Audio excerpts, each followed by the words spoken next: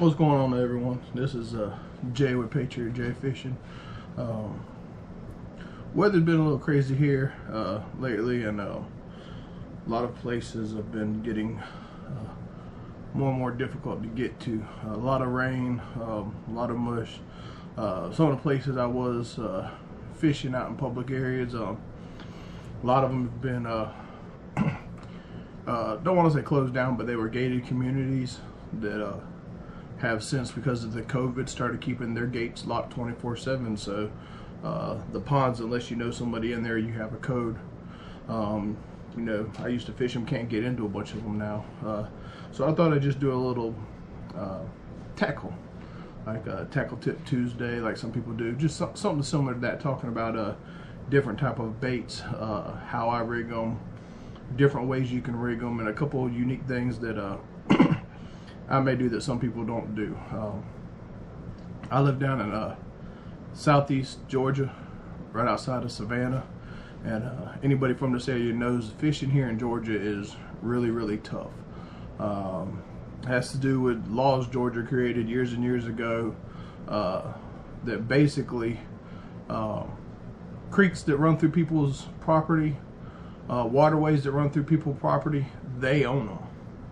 Now the law states that they can't stop the water from running through there, but you actually can't, even if you're in the creek, standing in the middle of it, if it's not considered a boatway where it's deep enough for a transport boat to go through to move stuff, it's considered their property. And that's something that Georgia did years ago, and it's really messed up a lot of the fishing here in Georgia. Makes it very tough to find public ponds and stuff, and there are places that have them, but it's usually not on their top priority as far as management. So they're not kept stocked very well. They're not maintained to the best of their abilities. So anyway, so here I am trying to keep some content out there for y'all, and figured what better way to do it than to talk about this stuff, especially, like I said, you know, fishing different bodies of water, different styles, different areas, grass, pads, a lot of muddy water, a lot of very tannic water we have down here, tea-stained, especially fishing a lot of the farm ponds and stuff, because of all the dead vegetation in there. So anyway, so you know, this is going to be a regular little series I'm going to try to do. Nothing too long. I'm not going to really focus too much on fishing it. I may later on decide to, you know, take each one of these baits and go out there, fish it a little bit, but that still kind of doesn't give you an idea how it works. So I've thought about picking up a tank and getting a tank with some water, so you can kind of see how it works each way when I fish it, or if I'm rigging it up different than what you may normally see. Alright, so that being said, let's get started. This bait I'm going to pick right here is because it's one of my top baits all year round, but especially we're coming into the fall transition. It's one of a lot of people's top baits, and that is going to be the fluke or the plastic jerk bait, whichever one. It doesn't matter which brand. You know, if you use the caffeine shad, the Zoom super fluke, the Zoom is a lot easier to find down here. You know, the caffeine shad work great. I love them too. Problem is, you pretty much got to go to Bass Pro Shop in Savannah to get those. You could stop at any little mom and pop tackle shop, Walmart especially, and pick up these right here. I know they have the really big jumbo flukes. Never really fished with them much. I've seen them at Bass Pro Shop. I haven't put my hands on any of them yet, but I might have to start trying that just to change it up a little bit. The main ones that I'm gonna throw are just a regular Zoom super fluke. This one right here is baby bass. I will use this one right here. Pretty much when it comes to my flukes, I have 3 colors. It's gonna be your baby bass. I thought I had one right here. That's a Z-Man product, but that is gonna be the plain white or the ice white, where the ice white has the clear top and then the white bottom with your silver fleck inside of it. And then this is going to be the second one that I use, and that's the Fluke Junior. So I'm going to use both of these, but this one is going to be my primary one. With that being said, rigging up, pretty simple. The main way most people are going to rig it up, you're going to get your EWG hook, match it up to size. I believe this one is 3/0. That's usually what I'm going to go with. But you're going to go down just past the barb. Is where I like to do. Once I get the barb through, I just start turning it down out the bottom of the nose, pull it down. Once you start getting up to the hook, turn it around. Flukes have a slot in the middle to make it very easy for you to slide that up in. And what I do is I do that, and then I can push down and feel where the back of that hook is, and then I'll just go right up to that spot with my finger, out with the hook, pull it down. And then there you go.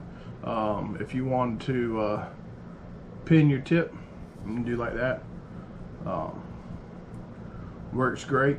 One thing I will say that can change up fishing this fluke, as you see I have it out right now where the eye is out the end, that's going to fish it when you're working it a little bit different than if you actually go in farther where you sink that whole eyelet down into the fluke.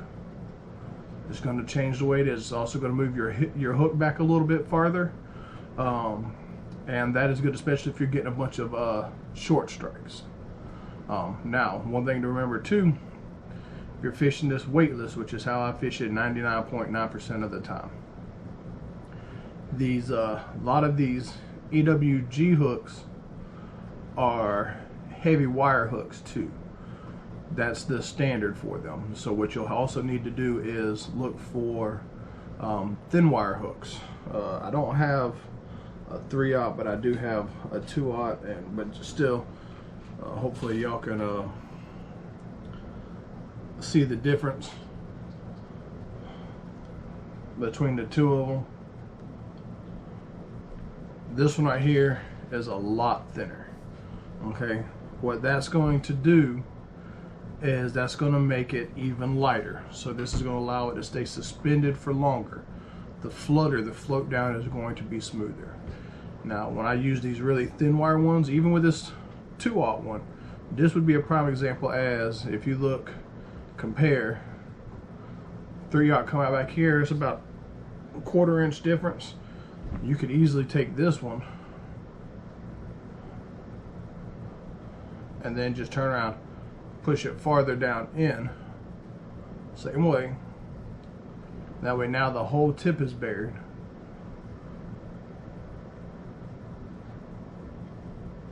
Pull it through and it comes out almost exactly the same spot. And this is going to make it a lot lighter presentation. And that right there, especially with this one right here, you don't, if you're fishing this on a lighter rig, that thin wire hook doesn't need as much punch, as much pull to set that hook.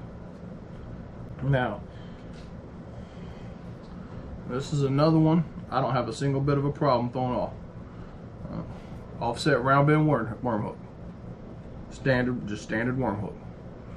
Or offset hook. Nothing fancy about it. Alright, thing is, a lot of people think you can't throw it on these. With that split in that belly, you could very easily run it in there, run it out. When that fish bites, look at me. If y'all can see that, you still got all that hook that comes out. Now I'll show you another little trick I like to do, just to change it up sometimes, especially using the round bend ones. I will actually, this works great if you've caught enough fish on it and you managed to keep your fluke intact, but you've noticed the bottom of it start to rip.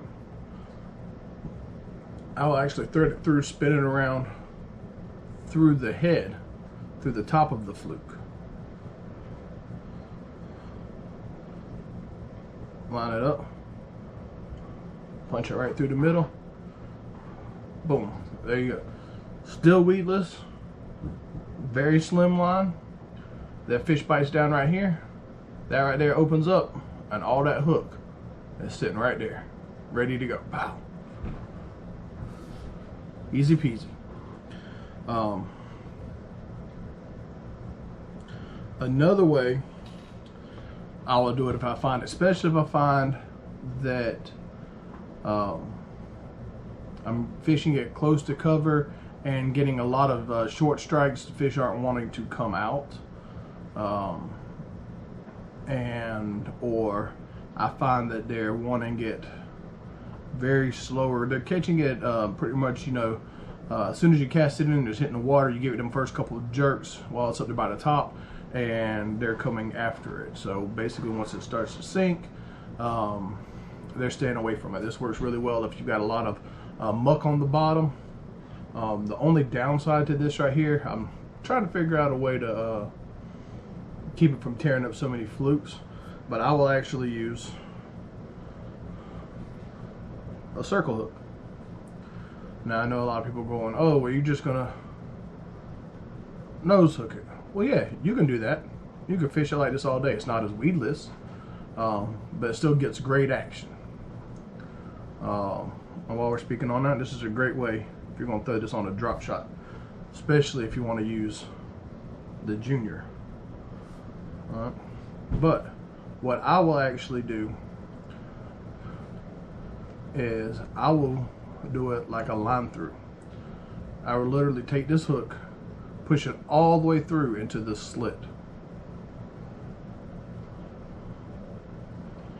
all the way down, pull it out, pull it all the way through. Now you've got you'd have your fishing line attached and it's completely in here. You can turn around, take this hook, move it almost as far back as you want to.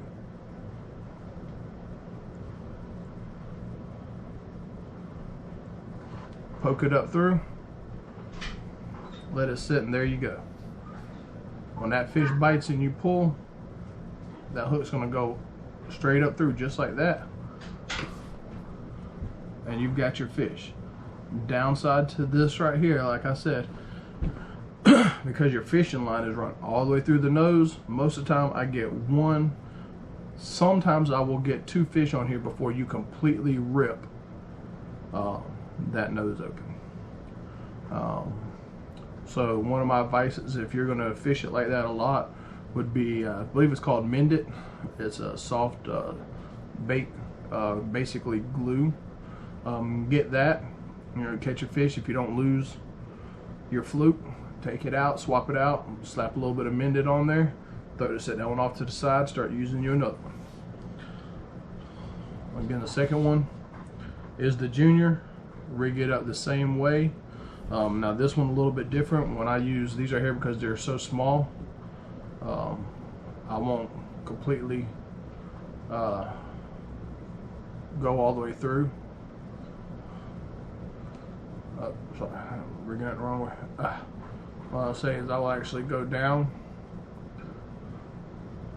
I've gone down pretty far, and then just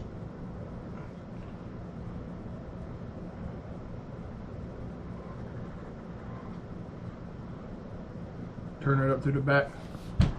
And this is one where when I fish it like this right here, I'm pretty much throwing it out, and it's a constant. There is no fall.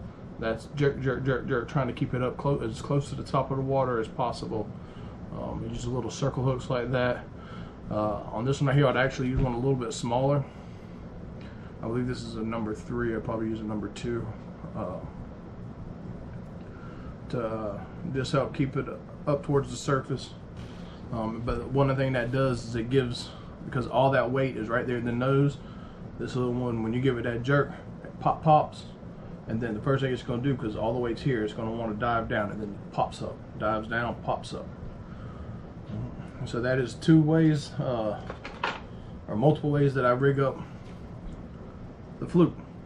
I always throw it on fluorocarbon. I have thrown it on bait casters, spinning reels, 6 1/2 dozen to the other, whatever you feel comfortable with. If you haven't tried any of the setups that I talked about, try it. Especially again, that running this one like a line through works amazing. Like I said, it's just one of them downsides is you will go through a lot of plastics. But I've hooked some nice fish, and then especially them ones that if they do decide to give it a good bite, this bad boy right here will usually end up straight in the roof of the mouth, and they are going nowhere. Nowhere. Now, the only thing with that right there being said, have you some hemostats, pliers. This is a little pair of Berkeley fishing hemostats. Makes it a little bit easier, especially when you catch the smaller ones. You can get in there and get it out. If y'all have any comments, questions, drop them in the comment section below. Appreciate y'all watching. Like, subscribe, share. I'm trying to get this off the ground. Again, appreciate y'all.